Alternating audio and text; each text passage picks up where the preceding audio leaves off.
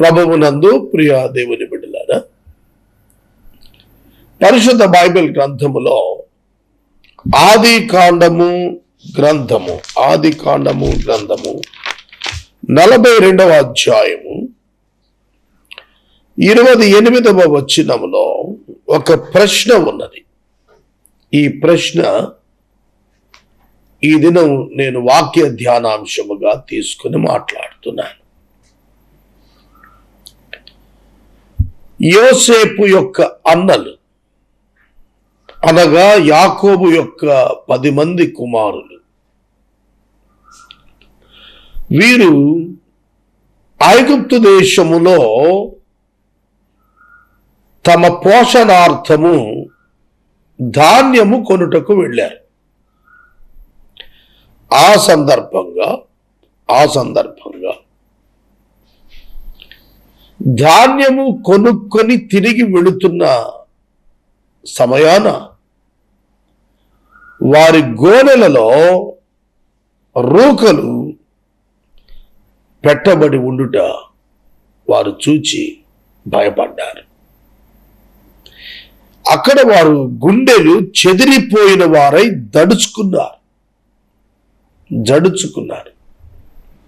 జడిసి వారు ఒకరితో ఒకరు అనుకుంటున్న మాటయే ఈ ప్రశ్న, ఇదేమిటి దేవుడు మనకిట్లు చేసెను అని ఒకరితో ఒకడు చెప్పుకొనిరి. They turned trembling to one another, saying, "What is this that God has done to us? What is this that God has done to us?" ఇదేమిటి దేవుడు మనకు ఇట్లు చేసెను అని ఒకరితో ఒకడు చెప్పుకొనిరి. ఈ ప్రశ్న వారు దేవుని గూర్చి మాట్లాడుకొనుట కనిపిస్తోంది. యాకోబు యొక్క కుమారుల జీవితాలలో దేవుని ప్రస్తావన పలుమార్లు వచ్చినట్లుగా మనకు తెలుస్తోంది.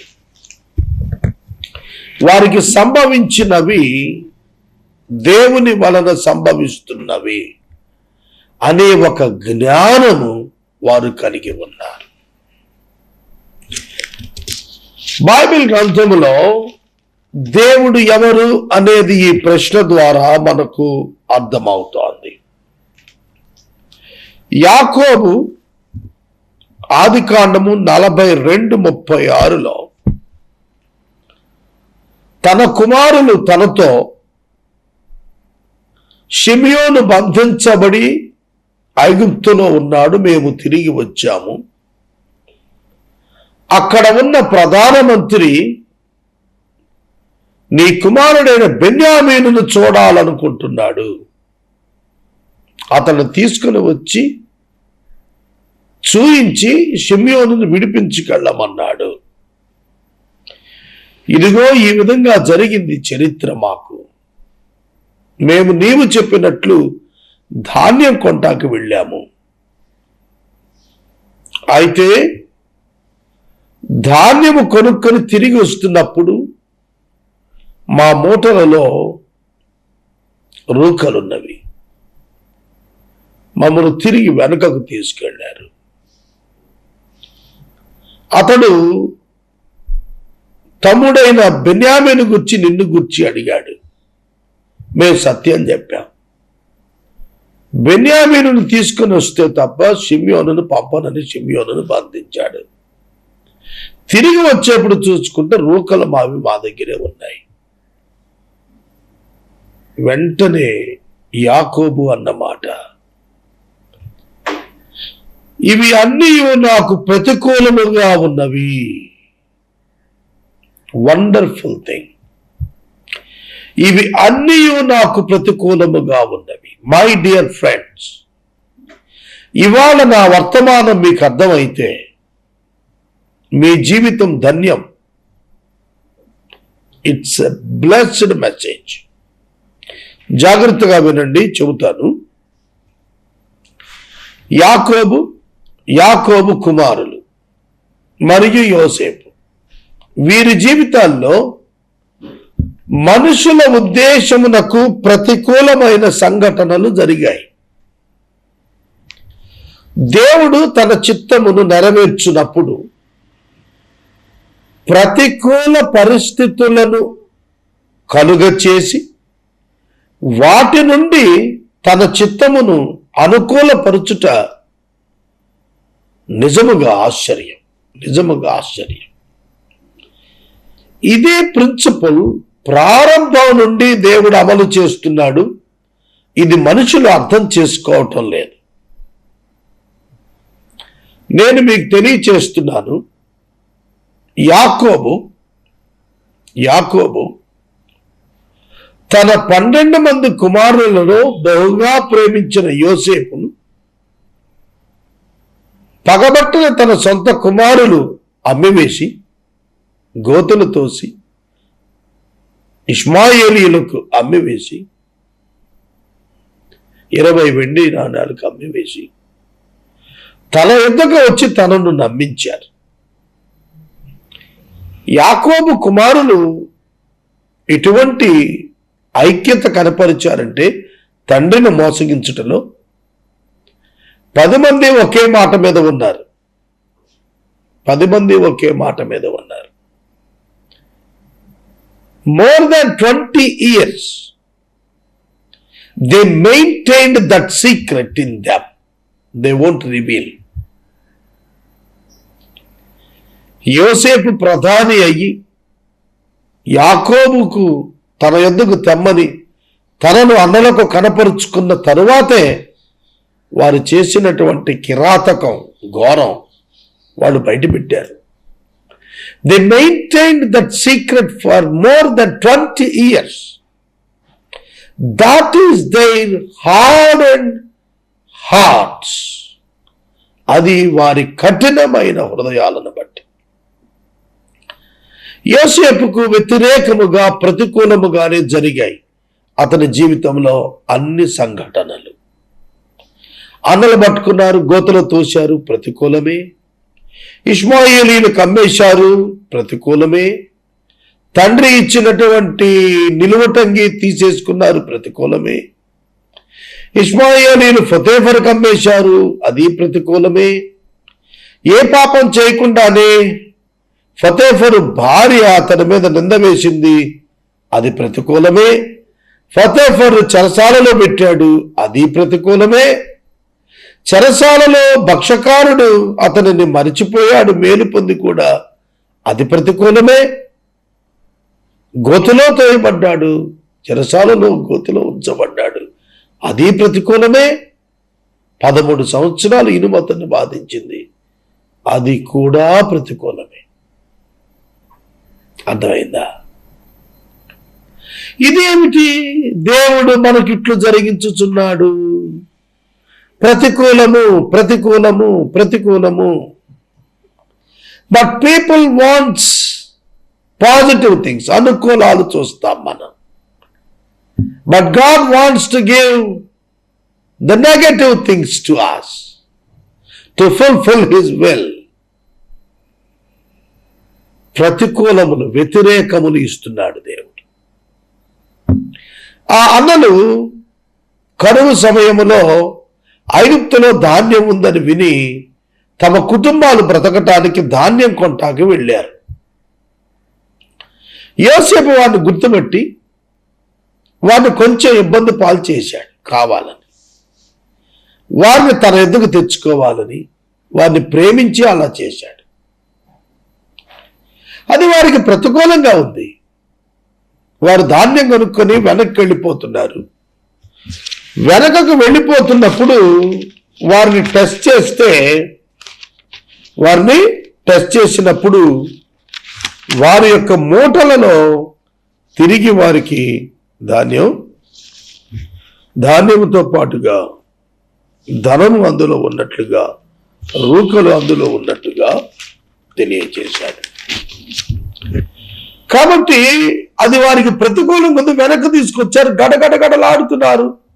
యోసేపు పాదాల మీద పడిపోతున్నారు. మాట్లాడు, యోసేపు యొక్క పాదాల మీద పడుతూ ఉన్నారు. కనుక అది వారికి ప్రతికూలమే. దేవుని పిల్లలు ఒకటి పాదాల మీద పట్టడం అనేది ఉండదు. యోసేపు అంటాడు, మీరు వేగులవారు, మీరు మా దేశం వేగులు చుట్టాకు వచ్చారు, we want to arrest you. వెంటనే వాళ్ళు మొరబెట్టుకున్నారు, అయ్యా మేము వేగులవారం కాదయ్యా, మేమందరం ఒక్కడికే పుట్టాం, అన్నదమ్ములం మేము 10 మంది. వేగులవారు ఎప్పుడు కూడా ఆన్ డ్యూటీ వస్తారు, ఉద్యోగం, వేరే వేరే తల్లిదండ్రులు ఉంటారు. అన్నదమ్ములు ఎవరు కలిసి వేగుకు రారు కదా.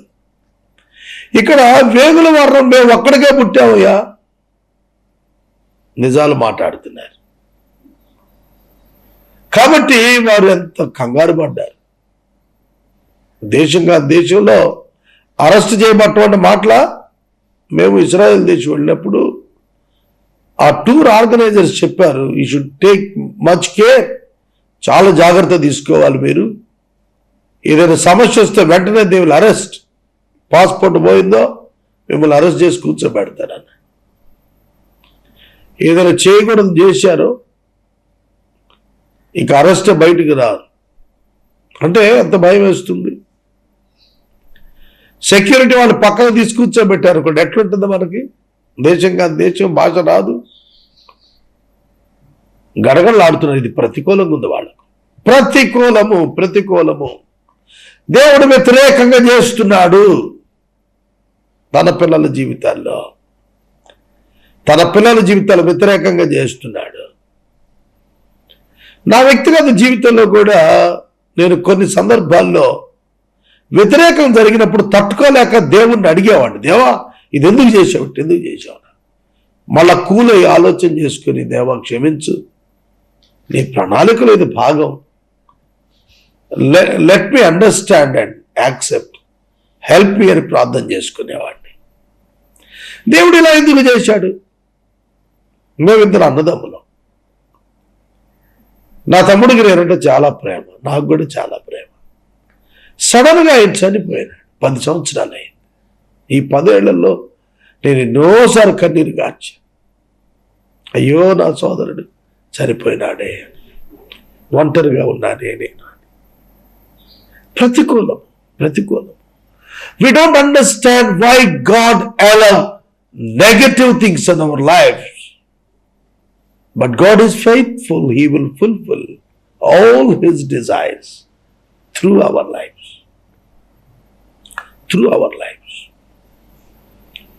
యాకోబు కుమారులు ఇది మాకు ప్రతికూలం అనుకుంటున్నారు. షిమియోను అరెస్ట్ చేశారు. 10 మంది వెళ్ళారు, 9 వెనక్కి వచ్చారు. షిమియోను భార్య బిడ్డలు గొల్లుమంటారు కదా, ఏం జవాబు చెప్పాలి అని బాధపడతానే వచ్చారు. యాకోబు అడిగితే ఏం చెప్పాలి? బెన్యామీను తీసుకుపోతే తప్ప షిమియోనుకి డెలివరెన్స్ లేదు. ఆఖరికి తట్టుకోలేక, మన వల్ల ఏడుపు చూడలేక యాకోబు, వెళ్ళండి రా, వెళ్ళి ధాన్యం తీసుకురండి. మీరు వెనక్కి వచ్చేటప్పుడు మీ రూకలు మళ్ళీ ఉంచారు కదా, పొరపాటునేమో డబల్ రూకలు తీసుకొని పోండి, డబుల్ మనీ తీసుకెళ్ళండి, వాళ్ళ డబ్బు వాళ్ళకి కట్టండి, యథార్థంగా చెప్పి క్షమాపణ కోరండి. తమ్ముడు తీసుకెళ్ళండి, ఏం చేస్తాం? పాని ఒక కుమారుడు కోసం నేను చూసుకుంటే ఇక్కడ కుమారులు, కోడళ్ళు, మనవరాళ్ళు తిండి లేక చచ్చిపోతున్నారు. నాకు కూడా ఆకలి అవుతాను. బెన్యామీను తీసుకెళ్ళండి, పోనేనండి, దేవుడు నాకు ఈ కుమారుడు కూడా లేకుండా చేస్తే పుత్రహీనుడిగానే ఉంటాను. ఆగండి, అక్కడ నేను చెబుతాను మర్మం. యోసేపు లేడు, షిమ్యోను లేడు, బెన్యామీనును కూడా తీసుకుంటాడేమో. ఒక తండ్రి గుండె తన కుమారులు ఒక్కొక్కరు మిస్ అయిపోతుంటే ఎంత బాధపడుతుందో యోసేపు మాటలు, యాకోబు మాటలు తెలియజేస్తున్నాయి. యోసేపు లేడు, 25 ఏళ్ళు దాటిపోయింది, దగ్గర 20 ఏళ్ళు 25 ఏళ్ళు అయిపోతుంది. షిమ్యోను లేడు, కనబట్టం లేదు ఇప్పుడు. అంటే తండ్రి బిడ్డల్ని చూసుకోవాలనుకుంటాడు అనమాట. ఇప్పుడు నేను బహుగా ప్రేమిస్తున్న నా భార్య నాకు ఇచ్చిన రెండో కుమారుడయ్యా రాహేలు. వీడిని తీసుకుపోతున్నారు. వీడు కూడా రాడేమో. ఓకే, పుత్రహీనుండే అవుతాడేమో. అవునండి, అర్థమైందా? That mind God wanted. దేవునికి కావాల్సింది ఏంటో తెలుసా? దైవ చిత్తం కొరకు నాకు ఏమైనా సంభవించని, ఐ విల్ యాక్సెప్ట్. దేవుడు కోరుతున్నది ఒక మానవునిలో అదే maturity. Our God is such a great God. మన దేవుడు మనలో కోరుతున్నది మార్పు, ఉపేక్షించుకొనుట, self denial, love on family, denying the loving the family. కుటుంబాన్ని ప్రేమించడం దూరమగునుగా దేవుని కొరకు. God wants that implicit obedience in our lives, my friends.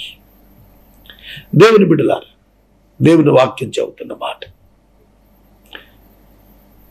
దేవుడు ఆ మహోన్నత ఆధ్యాత్మిక జ్ఞానస్థితికి యాకోబుని తీసుకొచ్చి బెన్యామీను పంపటానికి ట్రై చేశాడు, కృప చూపాడు. బెన్యామీను వెళ్ళాడు. బెన్యామీను చూచిన వెంటనే ఇమోషనల్ అయిపోయాడు యోసేపు, తట్టుకోలేకపోయాడు. లోపలికి లేట్ చేశాడు. తర్వాత బయటకు వచ్చాడు, వాళ్ళకి భోజనం పెట్టాడు. హెబ్రీయులు భోజనం చేసే పద్ధతిలో వారికి భోజనం పెట్టేటప్పటికి వాళ్ళు ఆశ్చర్యపడ్డారు. ఇదేమిటి, ఐగుప్తుడేమిటి హెబ్రీ ఆచార ప్రకారం భోజనం పెట్టాడు. అక్కడికి కూడా వాళ్ళకి స్ట్రైక్ కావాలి, ఇది యోసేపు అయి ఉంటాడేమో పొరపాటునని. ఆ కోణంలో పరిశీలించుకుంటే జవాబు ఉండేదేమో. వాళ్ళు కంగారు పడ్డారు. ఇది కూడా ప్రతికూలంగా కనిపిస్తోంది ఏమిటి. ఆ తర్వాత వాళ్ళందరినీ మళ్ళీ వెనక్కి పంపి బెన్యామీను యొక్క మూటలలో, ధాన్యపు సంచులలో తన సొంత వెండి గిన్నె పెట్టమన్నాడు. ఆజ్ఞ ఇచ్చాడు యోసేపు. అలాగే పెట్టేశాడు. వాళ్ళంతా సంతోషంగా వెనక్కి వెళ్ళిపోతుంటే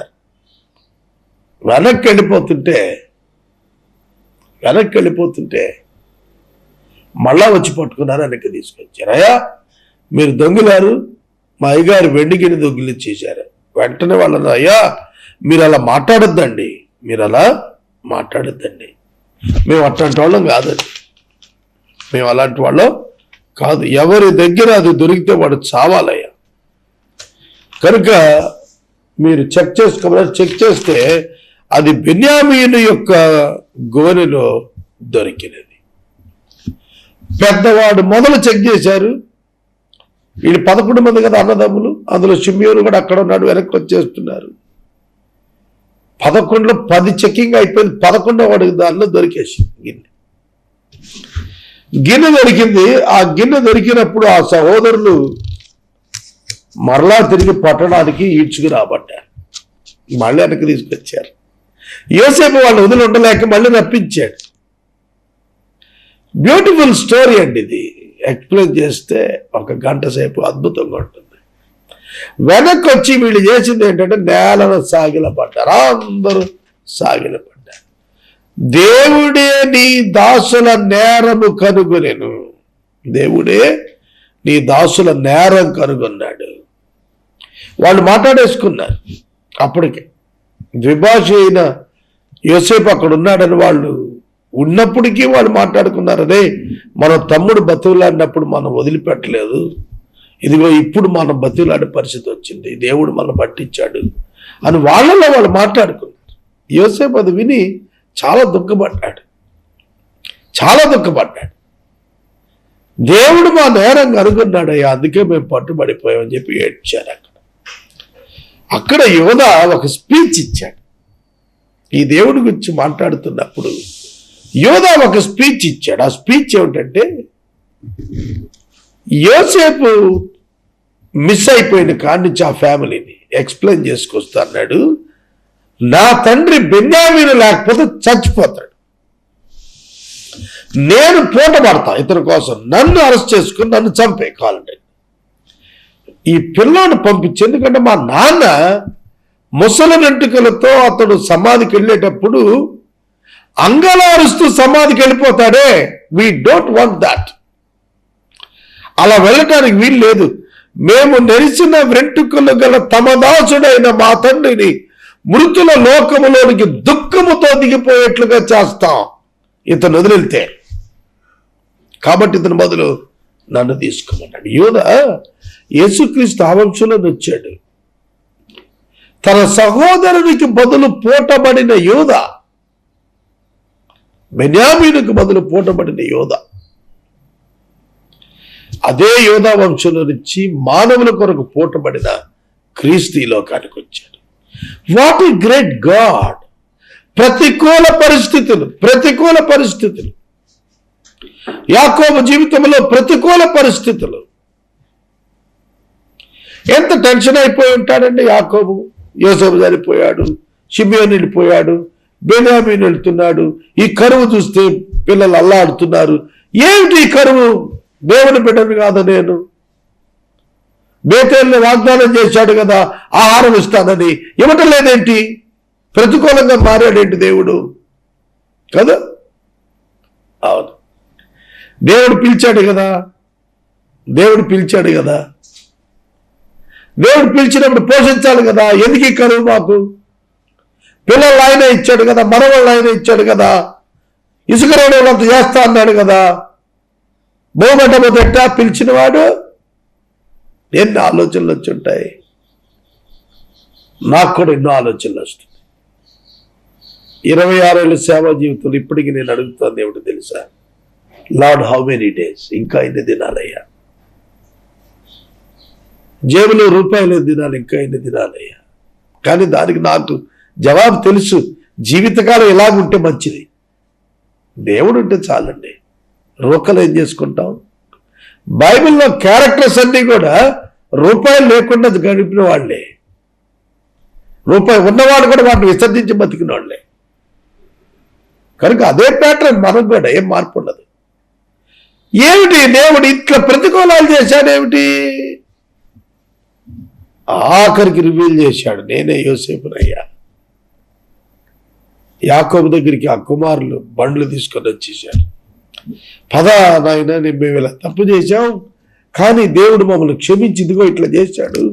నీ కుమారుడు యోసేపు బతుకున్నాడు, ఐగుప్తులో ఏలుతున్నాడు. ఈ ప్రతికూలములు అన్నీ ఇంచుమించుగా 30 సంవత్సరాలు, ఈ ప్రతికూలతలు 27 సంవత్సరాలు ప్రతికూలతలు. ఈ ప్రతికూలతలు ముగిశాయి. దేవుడు యాకోబుతో మాట్లాడుతున్నాడు. యాకోబు, నేను సర్వశక్తి గల దేవుడను, నీవు భయపడవద్దు. యాకోబు దేవునితో మాట్లాడుతున్నాడు. రాత్రి దర్శనంలో యాకోబు యాకోబు అని పిలిచినందుకు చిత్తము ప్రభువా అని యాకోబు అన్నాడు. దేవుడు అంటున్నాడు, నేనే దేవుడను, నీ తండ్రి దేవుడను. ఐగుప్తుకు వెళ్ళుటకు భయపడకు, అక్కడ నిన్ను గొప్ప జనముగా చేసేదను. నేను ఐగుప్తుకు నీతో కూడా వచ్చేదను, అంతేకాదు నిశ్చయముగా నిన్ను తిరిగి తీసుకుని వచ్చేదను. బెర్షెబా నుండి యాకోబు లేచి ఫరో అతనిని తీసుకుని రమ్మని పంపిన బండ్ల మీద అతడు అతని పిల్లలను ఎక్కించి ఐగుప్తుకు బయలుదేరాను.